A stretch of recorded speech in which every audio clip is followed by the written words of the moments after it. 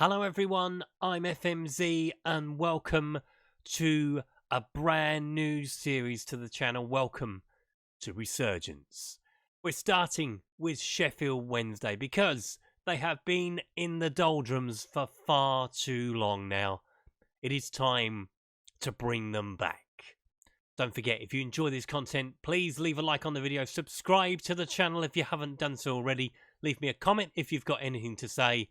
Also, don't forget, I'm a member of the FM creators community and the Passion for FM team.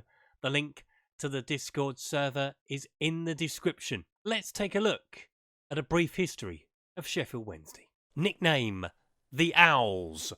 Founded 1867. Now, a quick history lesson for you.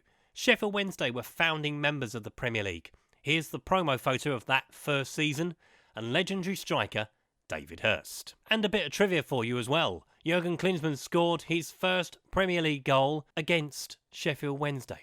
Moving on. Moving forward a few years into the year 2000, Sheffield Wednesday were relegated to then Division 1 under the caretakership of Peter Shreves. A couple of trips to League One and back, Wednesday almost made it back to the promised land in 2016, but it wasn't to be. So in all, 12 managers to this point have tried to return Wednesday to the Premier League. Will it be lucky number 13? Let's face it, the last time I took over a job from Gary Monk, it didn't end badly, did it?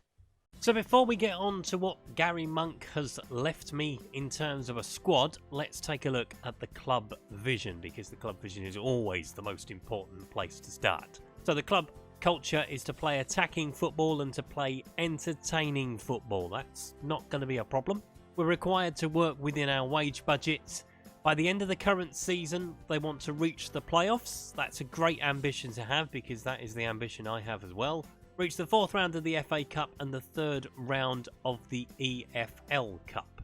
So yes, we will accept that club vision, because that's exactly what we want to see straight off the bat. Now, I mentioned in the preview video that I had taken over previously from Gary Monk at another club on a Football Manager save. That was with Birmingham City.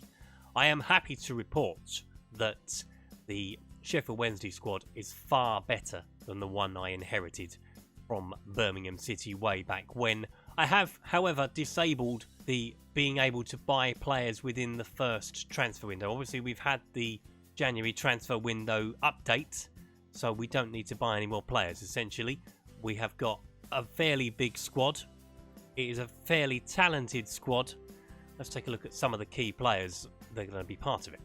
And we start with Sam Hutchinson. Now, for those who are old enough to remember, there was a TV show on about 2005 where Chelsea were trying to find future stars for their team. Sam Hutchinson was one of those players that they found. Now, he has since gone on to have a long career, injury-ridden, it has to be said, at some places, but he has been with Sheffield Wednesday for 7 years. A defensive midfield player, can play at centre-half as well, but will predominantly probably play in midfield for us, and one of Sheffield Wednesday's longest-serving players. He has been here a very long time, and his experience will be key. One of the fairly new additions to the squad is Massimo Luongo. He has come from Queen's Park Rangers. He was previously with Swindon Town. Potential to be a 4-star player. His current ability is at 4-star as well. A box-to-box midfield player.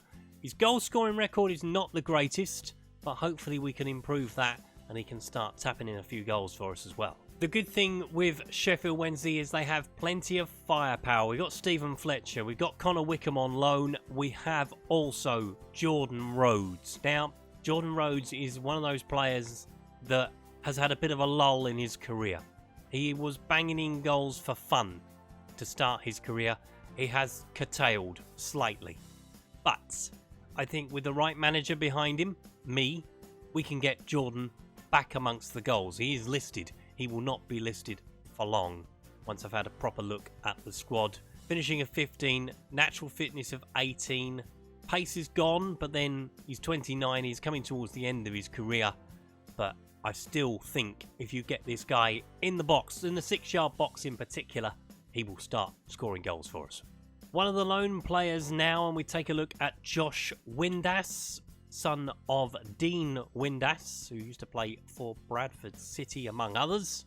He is currently on loan at the football club from Wigan Athletic, with a view to him potentially becoming a permanent Sheffield Wednesday player in the summer. Potential to be a 3.5-star player, and it's certainly one that we will take a look at throughout the year. And we'll finish this little section with Fernando Forestieri, Sheffield Wednesday's ace in the hole, if you want to look at it like that. Has the potential on his day to win the game for them. 3.5-star player, finishing a 14, dribbling a 15, first touch of 14. All the attributes are good for Forestieri.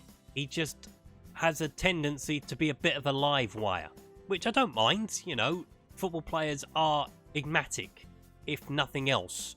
So if I can get him on the right path and I can get him playing for me and not disrupting the team, he could be a valuable asset to it.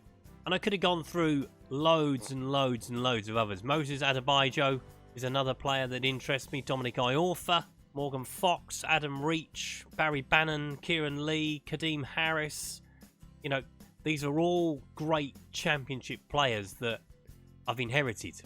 And I'm delighted to have done that because, you know, if we're going to get to the playoffs in the first season, we're all going to have to pull together. You know, Sheffield Wednesday have not been in the Premier League for a very, very long time. That is the ambition, to get them back there.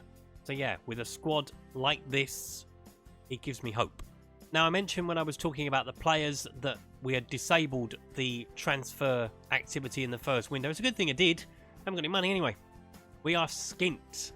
We are financially okay. We are just about on par with the wage budget, so that's good. We'll keep that under control. Nothing will be happening until January anyway, when I can assess what we really need and what we don't need. So yeah, financially stable, which is always a good thing.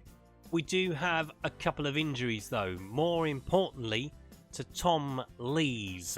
He's out for 4 to 5 months. Barry Bannon is going to be out for up to 2 months. Liam Palmer is up to 5 weeks. So they'll be fit probably for the start of the season in Palmer's case particularly. Bannon won't be that far away, but Tom Lees, we will not see him till after Christmas. Looking at the academy, within the academy, we have a few players who potentially could play in the first team. I'm looking at Joe Wildsmith, although he's currently injured, and Orze Urahide, hope I've said that right, as being two potentially that will move up into the first team squad. Connor Grant isn't far away either. Neither is Liam Shaw. Isaac Rice is another one. 2-star ability at the moment, but has the potential to be a 3-star player. Alex Hunt is another one that we might have a look at. So yeah, in the development squad at least, we've got some players who have potential. Tactically, I think we're going to head down the 4-4-2 route, if I'm being brutally honest. We might tinker with it and play 4-2-3-1, which is what I preferably normally play. But the amount of strikers we have at the football club and the amount of good wingers that we have as well, getting the ball into the box and getting it in the back of the net are going to be things that we're going to have a look at during pre-season. So yeah, that's what we'll probably start with. We'll probably start old-fashioned 4-4-2. And the last thing to take a look at today is the schedule. So we start the season at the Majeski Stadium. That is the next episode you will see from this series when we travel to take on Reading. We'll have a look at the season preview as well for the championship season. And I have to say, I am very, very happy with that. Happy with the squad, happy with the players coming through. Potentially we can achieve what the board are asking for, which is to make the playoffs. I am looking maybe a little bit higher than that, but we'll start with a base of making the playoffs. Obviously Reading first up for us. You'll see that next time around.